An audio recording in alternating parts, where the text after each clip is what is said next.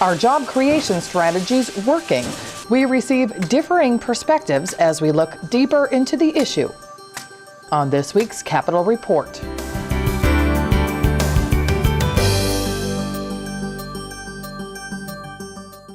Hello, everybody, and welcome to this week's Capitol Report. I'm Julie Bartke. On a federal level, the unemployment rate continues to hover at about 8%, but Minnesota consistently has had better numbers than the national average. The slow but steady growth continues in many areas, particularly in the private sector, with job losses in the public sector remaining high.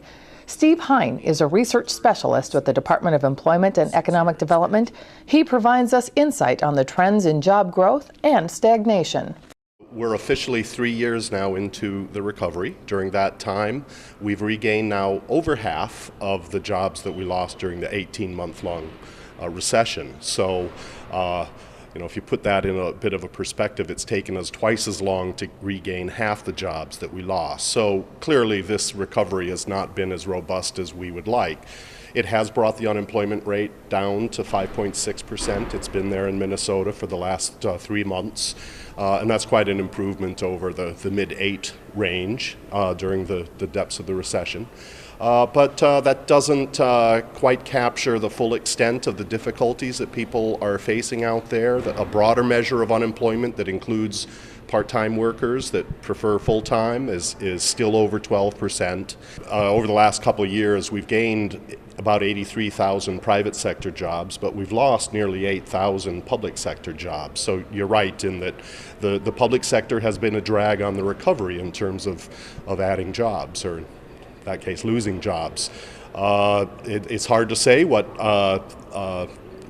fiscal policy will look like. We're certainly facing at a federal level the real threat of some severe cutbacks, and that'll certainly impact state employment. Not only federal employees, but state employees and even local employees that are funded by federal monies. One of the areas that's been doing relatively well is construction. We've started to see some improvements, signs of at least a bottoming out in the housing market, and that's translated into gains in employment in construction areas like the specialty trades and residential construction. But one area that is still well down is the heavy and civil, the road and bridge construction. And so there's room for improvement there that does come largely as a result of public sector funding.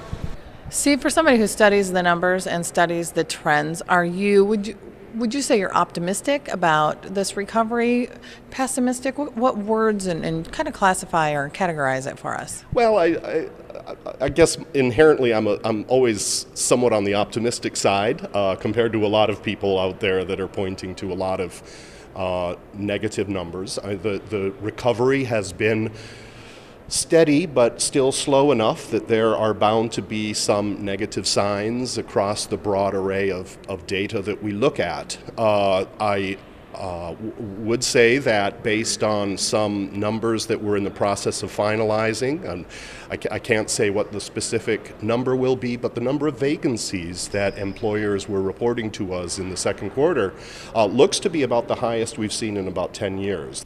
Job creation continues to be a concern with many Minnesotans. Here to talk about that issue and a look ahead to potentially what could happen in the next legislative session on that issue, we have Senator Ted Lillie. Thanks for joining us, Senator. Thank you. Thank you very much. Let's begin just talking a little bit about your perspective of the slow yet steady growth in job creation, particularly in the state. Do you think that this job growth will continue? Has the trend been set? Well, I believe it will continue. The challenge is going to be at what rate will it continue. Minnesota in the last 2 years has created 80,000 private sector jobs. And again, have those jobs come from government or have those jobs come from the private sector? These are private sector jobs that have been created in Minnesota. And the real question that people might ask is, all right, what is the role of government in creating those jobs? And I think the best thing that we can do as a state and as a government is to provide some clarity, some vision, some predictability for job creators in the state of Minnesota so that they have the vision to go forward and invest. You know, a lot of people don't really understand what return on investment is. And I'd like to just spend a minute to talk about that. When a nurse works, when someone works in a nursing profession, they understand what return on investment is. They are donating their time to a company or to work at a hospital in return for their salary. That is their return on investment. And they will want to find what is the best return for their family. Okay, so whatever that job is that people are doing, they know what return on investment is because that's where they're getting the best return from that time that they've invested. Job creators have the same thing. If a job creator wants to start a new business, if a family wants to start a new business, they probably have to go to a bank and get a loan. They have to get a mortgage on their home or find some way to get money to start that business. And they're not going to do that if they don't have predictability that they can get a return on that investment so that their family will do better in the future than they are today. So the job creators and the workers basically are looking for the same thing, and that's how do we grow jobs? How do we create jobs? And how do I get the best return for my family as I go forward? So the idea of how to grow jobs and job creation it's shared by each caucus, obviously, but really the is. approach is a little Absolutely. bit different. We interview Senator John Marty a little bit later in this program, and I'd like to talk to you real briefly about some of the things he said and get your reaction. He agrees that there needs to be some private sector growth, of course. Yes. However, he contends that there needs to be a considerable amount of money put into public sector jobs because the greatest decline in jobs was in education, a lot of teachers in particular. So while he contends that public money should go to creating public jobs, in your opinion, should this be a part of the job growth equation? Well, I do think that government does play a role in the job equation, okay? But at the same time, I think that we'd have to remember, and John Marty is a good friend of mine, he's a very passionate advocate for his principles, but at the same time I think we look at our world differently. From his perspective, the investment in the jobs, in the money that the government spends, is creating jobs. And that is the case. But at the same time, we're pulling money from those other families in order to create that job. So if that nursing family that we were talking about earlier, or other workers, are having to pay money in order to support that job, then how does that grow the economy?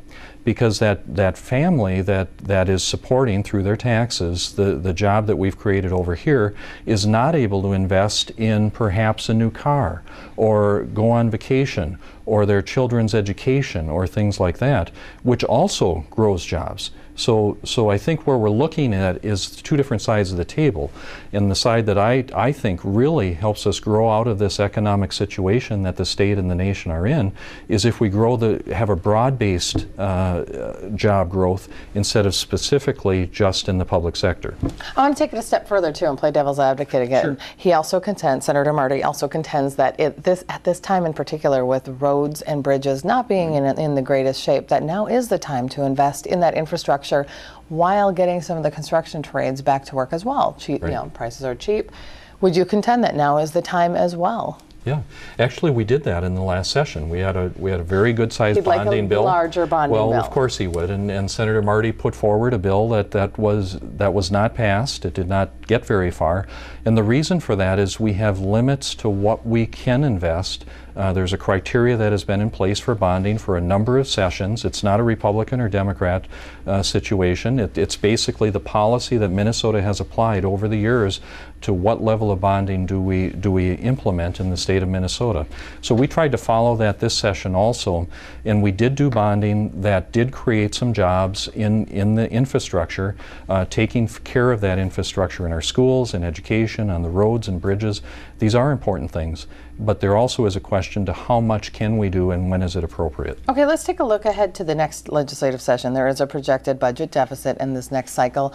What realistically can the GOP do if indeed you remain in the majority next session? What can it do to help spur job creation knowing that there is a deficit? Yes. Well, Julie, the first thing is there really a projected deficit? And that's something that we'll be talking about. That'll be a lot of fun to hear the pundits discuss that as time goes forward. Every single projection that has come forward in the last 2 years has been better than what was predicted. So we came in 2 years ago with a $6.2 billion deficit, and we ended up with a $1.5 billion surplus after those 2 years. Okay, now we had to borrow some money from different places to get that done, just like our families would borrow in certain situations. We did the same thing as a government. But at the same time, we have surpluses that have come forward in the estimates that come out. The next one is November, and we predict that not only have we refilled the reserve funds, the cash flow accounts, we will be able to pay back the school shift, and we think that there will be a surplus. Now, how do we specifically grow jobs in the next session? What I think that we're going to be looking at is some of the things that we have done so far that allowed the job creators in the state of Minnesota to create those 80,000 jobs. And that includes streamlining the permitting process. That is something that the Jobs Committee in the Senate was working on. Governor Dayton, I'll applaud him for this, saw that list of reforms that we were working on, and by executive order he implemented them ahead of time, and that streamlined that, brought that forward. We need to continue to look at streamlining that permitting process. Regulations continue to be problematic for job creators, and we're not talking about changing all of the regulations, but there are some regulations that are not adding a real benefit to employee safety, to the environment, to things like that. So let's be very cautious about what those regulations are. And again, in the end, what we can do as a legislature is we can do things like the angel tax credit. That is something where we invest money in the investors that work with job creators to invest in new startup businesses. And Governor Dayton vetoed that the last session, but that is something that I think we need to work on again. And we're just about out of time, but yes or no, do you think you'll try to propose the eventual elimination, the phasing out of a business property tax? I think we must do that. Minnesota is the 50th worst tax environment for businesses in the country, and we have to find a way to provide that clarity, that vision, and that opportunity so that families and businesses can grow, and part of that process is the tax equation. Senator Ted Lillie, we are out of time. Thank you for your perspective today. Thank you very much. We appreciate it. Do bonding projects provide a significant amount of jobs? The answer depends on who you talk to. But bonding tends to be a traditional way to build and preserve public infrastructure. The process starts when the legislature enacts and the governor signs a bonding bill. That bonding bill authorizes the state to sell bonds, in other words, to take on debt to pay for specified projects. Bonding is exactly like a mortgage. Instead of having one lender, like a bank in a mortgage, you have a lot of lenders who are the investors in your bonds. And they're getting an interest rate in exchange for having fronted you the money. The Minnesota Management and Budget Office organizes an auction where underwriters bid to be the one to sell our bonds. And then the one that bids the lowest interest rate is the one who gets the contract to issue the bonds, and then they sell them to investors. So investors don't buy the bonds directly from the state, they buy them from underwriters. Senator John Marty recently released a letter talking about how the state should be investing in public jobs to help with the job creation issues that still plague the state. He joins me now to talk a little bit about his position. Thank you so much for joining us, Senator. My pleasure. Outline, first of all, your position in this letter. Sure. I wanted to start moving away from the thing that the only jobs that matter are private sector jobs, because I think almost any job that somebody does, it gives them a sense of purpose, it helps them contribute to the economy. And whether you're working for the public, like a teacher, or whether you're working for like a private accounting firm, those jobs help society. And yet, if you look at the recovery, and it's very sluggish recovery from the recession for 3-4 years now, you look at numbers over and over, you see small growth in private sector jobs, but almost always they're fully offset by losses in public sector jobs. I think we've lost 300,000 some school teachers and educators and education people in the last 4 years from government employee layoffs. And I think that at a certain point you got to recognize that some of the politicians who say, hey, we're going to cut taxes and that's going to stimulate the economy, what they're ending up doing is laying off more people, making unemployment rolls grow larger. And so at the same time that we've got to be pushing for private sector jobs, I think we also have to recognize that there's a huge importance in public sector employment and in infrastructure development. I mean, if you look at, I say we can learn from history. You know, in the 1930s, during the Depression, the time we could least afford it is when our country invested in not just parks and national parks and park facilities, but also sewage treatment plants and courthouses and schools and libraries and bridges. We invested more in the 1930s as a percentage of our economy than ever, the time we could least afford it. And you know, when we have so much backlog of public infrastructure, bridges collapsing, things like that, you know, now is the time with low interest rates and a lot of building tradespeople out of work. We ought to invest in that. So I think those who say it's got to be a private sector thing are undercutting their own economy growth because they're cutting it off at the other end, and we shouldn't do that. And when you talk about public sector jobs, obviously that would mean public funding. So is there enough funding to go around? Well, I mean, there's 2 points on that. One of which is this whole idea that by cutting taxes we stimulate the economy. History hasn't shown that that works. I mean, it hasn't worked. The Bush tax cuts of 10 years ago, huge tax cuts, primarily for the wealthiest people. And it was supposed to stimulate job growth. It stimulated a recession. And I'm not saying we should go out and hire teachers to do stuff to do nothing, or public employees to do nothing. But when our schools have laid off so many teachers in recent years and kids are in too large a class size, you know, if we want to stimulate the economy, let's teach those kids the way we can help build the economy long term, and we can put some teachers to good use. And yet, Senator, you acknowledge that there has been growth, sluggish growth to use your words, but growth nonetheless. Now, your position is in stark contrast to the GOP's mantra of private sector job growth. Is there room, in your opinion, for these tax breaks to still help facilitate the private sector as well? Well, I'd say the tax breaks that may have done something are for the lowest income and the moderate income people, and the people where if they have a little bit of money, they can pay the rent, they can buy groceries. That stimulates the economy because they're spending that money right away.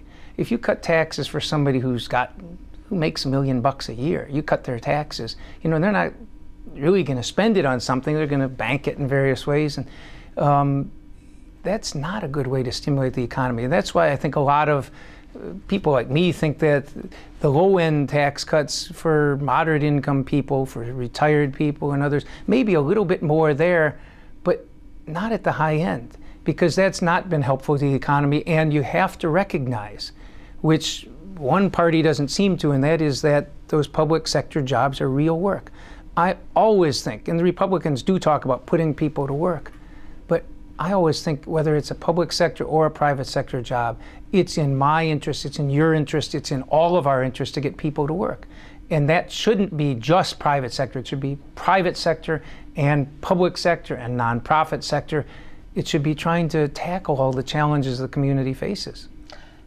I don't know if you have any number in mind, but how much money, more money, do you think needs to be put into public sector jobs to create significant job growth? Well, let's focus here, because I don't think we're likely in Minnesota or nationally to decide, well, we're going to really invest in education like we say we're the brain power state and so on. And we're slipping compared to the rest of the world because we're not making those investments. But let's talk for 1 minute about an area that we could do by the bonding type of things. When we talk about bonding bills, borrowing money for long-term public infrastructure in Minnesota, it tends to be both for private facilities, Viking stadiums, Mall of America, I mean private sector development, or it tends to be for big projects, civic centers and things, which are nice. But what about the basic infrastructure, the roads, the bridges, the courthouses, energy efficiency in our public schools, public housing, which is rotting in this state? And it's going to cost us a lot more in the long run. Just maintaining the infrastructure we have is huge. University of Minnesota has a backlog of $900 million of public infrastructure. And those are not costs that go away. We just defer the cost till later. And I'm saying now when interest rates are low and building construction workers out of work, let's put 2 and 2 together and address those challenges. Are you also saying then it might not take more money just to redirect the money that's currently No, existing? it would. Well, first of all, I'd say we should be putting more money into things like education. I absolutely think we should. But I think at this time, the one thing that would do the most for the stimulus would be to hire some of these construction workers, not to do private sector jobs, let the private sector invest in those, but to do the public things, the school buildings, the public housing, all the infrastructure that makes our economy flow. And we have not done that. We are shamefully behind in taking care of our infrastructure as a society. And the last time we really went, during the 1950s, the interstate highway system, those were huge investments too. But the time we really recognized the importance was in the Depression, when people were out of work. Put people to work doing things that society needs. And my commentary was trying to stimulate some discussion of that, because it's not even part of the political discourse. Okay, with those words, Senator Marty, thank you for coming in and explaining your position. We certainly appreciate it. My pleasure.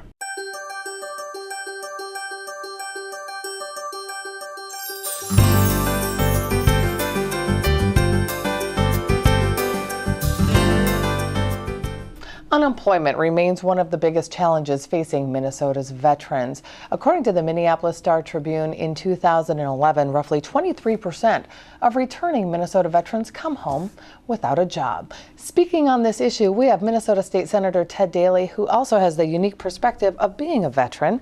Senator, thanks for joining us today. We appreciate it. Thank you for having me, Julie. Let's begin with a little bit about your work in the military and here in the legislature, and how you've been able to merge the two together. As a vice chairman on the State Government and Veterans Committee, I've worked really hard with both sides of the aisle, folks like Senator Chuck Uyghur and others, to really focus on the challenges that we face. With that high unemployment among veterans, we're trying to figure out what's the best way that we can address this. And one of the things that we came up with was a veterans hiring preference in the private sector. And it passed, I think, unanimously. If it wasn't unanimous, it was darn close. And it became effective on the 1st of August, 2012. And it's not a mandate. It is completely voluntary. And it's just important to get the word out to those private sector employers that there is this private sector veterans preference language out there, so they can advertise and they can market that and get these highly talented, problem-solving soldiers and airmen into their workforce. And what exactly does that mean for veterans out there to know they have some preference? Again, it's not a mandate, but it is this permissive language that allows our private sector employers to advertise this and to market it. And what it means to the veterans is that they've got perhaps a better chance with these employers to gain that employment. There's a lot of different things that we can do, and this is just one of many. And we'll get into that in just a second, but veterans are one of the fastest growing demographics of the unemployed right now in the state and in the nation, and also one of the fastest growing demographics for those living in poverty. Given the Veterans Preference Act that you just discussed, is this enough? What do you think is contributing to some of these numbers? It's a great question, and it's one of our greatest challenges of the day. We are working very hard to try to figure out exactly what it is. We don't know exactly what it is, but there are many things that contribute to it. One of them, just when you compile the statistics, with respect to the workforce part, some of them come back from Afghanistan or Iraq and they go to school. So while they're not employed, they are getting additional training that will help them become more employable. With respect to the homelessness and the poverty issue, that is, it's a great challenge, and we need to figure it out. And I see you shaking your head. Is this a source of frustration for you? It's fair to say it is. Absolutely. With children or with veterans, children, everyone knows they haven't had a chance, and we need to give them every opportunity to make sure that they're having a decent meal before they go to classes every day, and they grow up in a safe environment. And our veterans have put their lives on the line. They have sacrificed. They've offered the ultimate sacrifice if necessary, and it is such a nonpartisan thing to take care of our veterans. It's been a great honor to work with people on both sides of the aisle to focus on solutions, putting veterans and Minnesota first, not the party politics.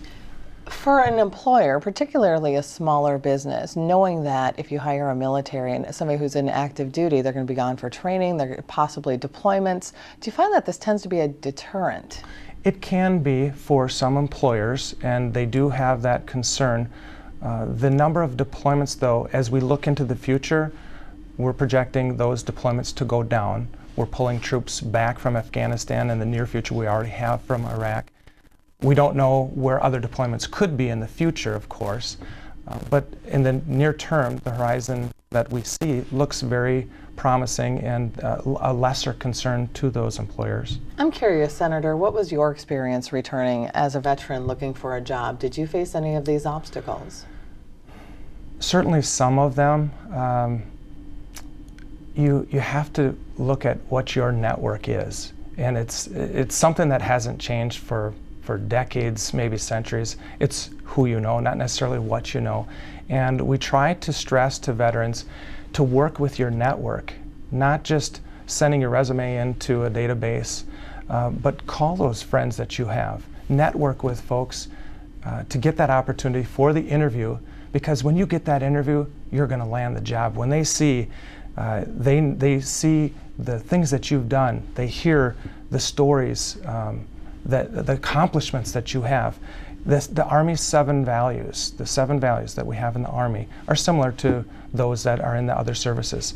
Duty, honor, personal courage, loyalty, selfless sacrifice. Those are the things that they bring to an employer, and those values are instilled in them, and they're deep within them. They show up to work on time. They're problem solvers. They're exactly the kind of employee that you want to have. You're obviously very passionate about this issue. Are you already thinking ahead to the next legislative session and things that you can do to try to close this gap?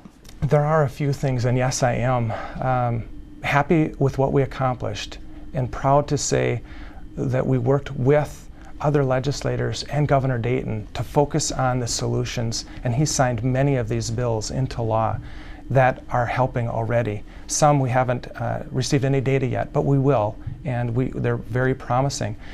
Beyond the Yellow Ribbon is one program that Minnesota created, led, and continues to lead, and we want to just do everything we can to continue those efforts. Another is the military pension income, and to make that exempt to Minnesota state income tax. I just received an email yesterday from a family that's looking to move to Eagan, Minnesota, and they wanted to know, will you tax our state income? Because over 40 states that they're looking at going to will not tax that military pension income. So Minnesota has an opportunity to provide that military pension income exemption to these folks who are looking, whether they're at Fort Bragg, Fort Benning, Georgia, all across the country, looking to retire here in Minnesota. We want to bring that talent because they are phenomenal assets. And the third one is the training that they've received. Let's say they're a military truck driver. They've proven themselves. They've passed all the training. And we're working with MnSCU to make sure that the licensing requirements that we have for the state of Minnesota will look and recognize that military training, and not just MnSCU but other state agencies, so that that can suffice for the licensing requirements. That would help a lot too. Senator, we are out of time. I appreciate your time, and when you craft legislation, we'd love to get you back on the show closer to session. It would be a great honor. Thank you, Julie. Thank you. It's nice to meet you.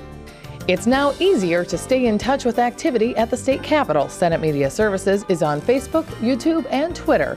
Find the links on our homepage. So follow us and follow the Senate. That concludes this week's program. From all of us at Senate Media Services, I'm Julie Bartke. Thank you for watching.